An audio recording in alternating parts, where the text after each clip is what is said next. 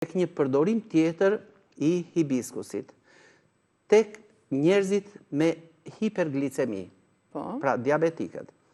Kjo bën një mrekulli në organizmin e tyre, duke bllokuar, duke penguar prodhimin e amilazës, që do të thotë pankreasi të jetë më i nxitur për të prodhuar insulin dhe të ulim rezistencën e trupit ndaj insulinës.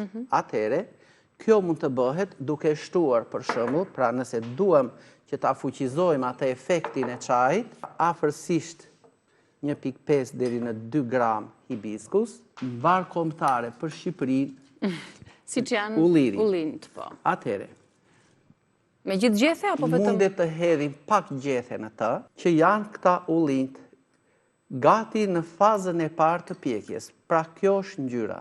Po. Atëherë, do të ishte e mjaftueshme 2 kokra ulliri. Ja. Mund t'i thërmojmë pak dhe i zhytim te gota e çajit. Do të vëmë re se ne kemi përgatitur me të vërtet një çaj antidiabetik. Hibiskus, gjethe ulliri dhe kokra ulliri.